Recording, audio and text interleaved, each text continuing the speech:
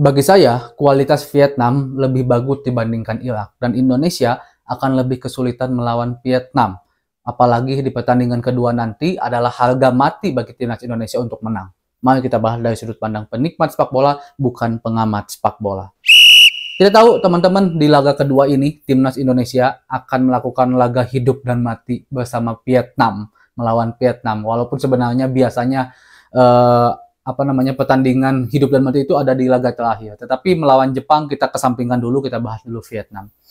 Alasan saya mengatakan kenapa Vietnam lebih bagus dibandingkan Irak. Ini penilaian objektif saya ya. Ini penilaian hasil dari pengamatan saya pribadi, di mana permainan timnas Vietnam saat melawan Jepang di laga perdana Piala Asia itu gameplaynya lebih bagus dibandingkan Irak. Saya berpacu ke situ ya. Jika seandainya melihat dari situ, bagi saya permainan Vietnam lebih bagus dibandingkan Irak. Ya, kita akui Irak adalah salah satu negara besar di Asia, negara yang mempunyai sepak bola yang bagus, kualitas sepak bola yang bagus, bahkan dari ranking FIFA pun lebih bagus Irak dibanding Vietnam.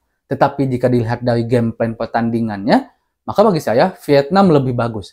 Mereka bermain lebih rapi, mereka bermain lebih lebih santai gitu. Mereka bermain terbuka dan disiplin. 2 gol ke Jepang pun sebenarnya itu bukti bahwa sang Golden Boy Vietnam ini benar-benar mempunyai kualitas walaupun mereka akhirnya kalah. Ini harus benar-benar diantisipasi. Saya setuju dengan pernyataan apa yang dikatakan oleh Sen Fatinama. Pemain Vietnam itu sangat-sangat cepat. Mereka bermain disiplin dan penguasaan bolanya benar-benar rapih dan teratur. Ini kata Sen Fatinama, kurang lebih seperti itu ya. Kurang lebih seperti itu.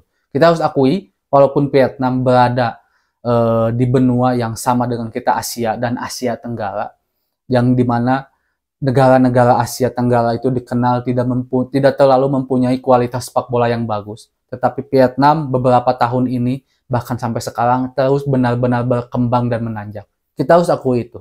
Permainan Vietnam kita harus akui jauh dibandingkan dengan timnas Indonesia. Kita harus akui dengan berat hati ya teman-teman, kita harus akui itu.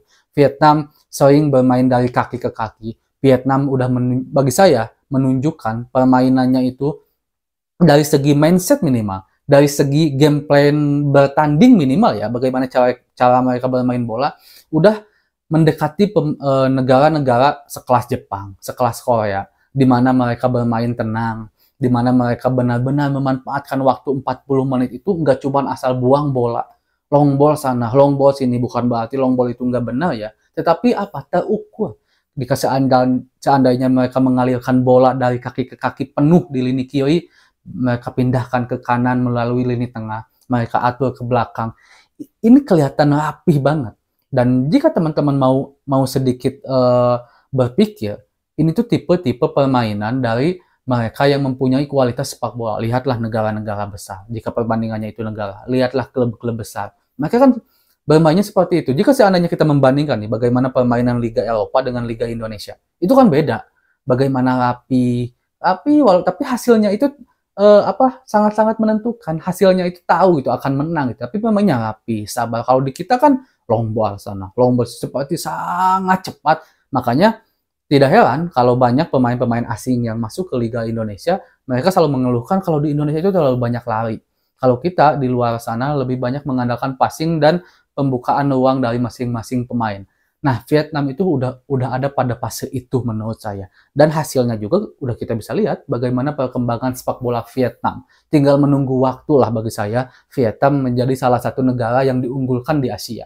Menurut saya ya, teman-teman. Dan ini akan menjadi hal yang menyulitkan bagi timnas Indonesia. Seharusnya mungkin dari segi rivalitas kita udah sering ketemu dengan Vietnam. Kita seharusnya udah sedikit tahu bagaimana karakteristik Vietnam. Dan kita juga mempunyai kans yang lebih besar untuk menang bertemu dengan Vietnam dibandingkan dengan Irak dan Jepang. Ini harus kita akui juga bahwa sebenarnya timnas Indonesia yang sekarang mempunyai kualitas. Walaupun kita perlu terbiasa dulu bermain lama di Asia lah, dibandingkan kita harus bagaimana memberikan ekspektasi yang lebih, baru juga masuk lagi Piala Asia, walaupun udah lama nggak masuk, udah langsung pengen juara, pengen kalahin Jepang. Waduh, itu jauh. Rutin dulu deh masuk Piala Asia, rutin dulu deh. Dengan rutin kita tahu bagaimana atmosfer Asia, bagaimana kualitas negara-negara di Asia. Walaupun di melawan Vietnam ini kita udah sering ketemu, sehingga menurut saya seharusnya kita kans untuk bisa lebih menang, apalagi sebenarnya dari segi kualitas ketimbangan pemain Vietnam dengan Indonesia itu nggak terlalu jauh. Walaupun memang dari ranking FIFA kita harus akui Vietnam jauh lebih unggul dibandingkan dengan kita. Nah, teman-teman, jika melihat dari latar belakang yang tadi, seharusnya timnas Indonesia mereka harus bisa bermain dengan strategi yang berbeda saat melawan Irak kemarin. Bahkan 2 pertandingan saat kualifikasi Piala Dunia dan 3 pertandingan saat uji coba melawan Libya dan Iran. Indonesia selalu mengandalkan bertahan dan akhirnya nanti memberikan satu kesempatan mencari kesempatan untuk sesekali melakukan serangan balik, menciptakan peluang dan gol. Ini nggak salah, sama sekali tidak ada yang salah. Timnas Indonesia tidak melakukan pressing ketat, tapi mereka memulai pressing ketika bola udah mulai masuk ke tengah, itu nggak salah juga. Timnas Indonesia selalu bertahan dan mengandalkan serangan balik, nggak salah juga. Itu nggak salah, itu bagian dari strategi. Bahkan jika seandainya kita membandingkan dengan klub-klub besar, Chelsea dulu pernah melakukan hal itu. Real Madrid juga terkenal dengan seperti itu. Mereka nggak terlalu banyak pegang bola, tetapi ketika pegang bola efektif dan menciptakan gol. Ini nggak ada yang salah. Tapi teman-teman, kalau seandainya kita memang sengaja bertahan karena menganggap Irak ini mempunyai kualitas, kita harus bertahan. Bagi saya, defender, bagi saya pemain belakang sekuat apapun mereka akan kelelahan. Mereka akan kelelahan untuk terus-terusan diserang. Mereka akan mengalami rasa buntu, rasa frustasi karena ketika mereka berhasil menghalau serangan lawan, dikasih bola ke tengah hilang, dikasih bola ke depan hilang lagi, diserang lagi. Terus seperti itu, pada akhirnya itu akan kesalahan itu walaupun tidak diinginkan akan muncul dengan sendirinya dan terciptalah sebuah gol. Bagi saya mau tidak mau, suka tidak suka, timnas Indonesia harus keluar menyerang. Mereka harus pede, sama halnya seperti ini Malaysia, ini Singapura, ini Kamboja, mungkin ini Laos. Ketika kita bisa bermain terbuka melawan negara-negara kecil yang kualitas sepak bolanya di bawah kita, seharusnya kita juga mempunyai kemampuan minimal mau dulu deh dari strategi deh, dari formasi deh, minimal mau dulu kalau kita itu harus bermain terbuka. Kalau seandainya kita terus-terusan sengaja bertahan, sulit. Bagi saya sulit. Walaupun memang saya akui bermain terbuka itu mempunyai konsekuensi yang besar. Konsekuensinya kita bisa saja kemasukan gol lebih banyak. Tetapi kita juga jika seandainya bermain terbuka, mempunyai kans untuk bisa menang lebih besar juga dibandingkan dengan bermain bertahan. Itu keputusannya. Bagi saya, melawan Vietnam, laga hidup dan mati. Kalau kita memutuskan untuk tetap bertahan, sulit, bro.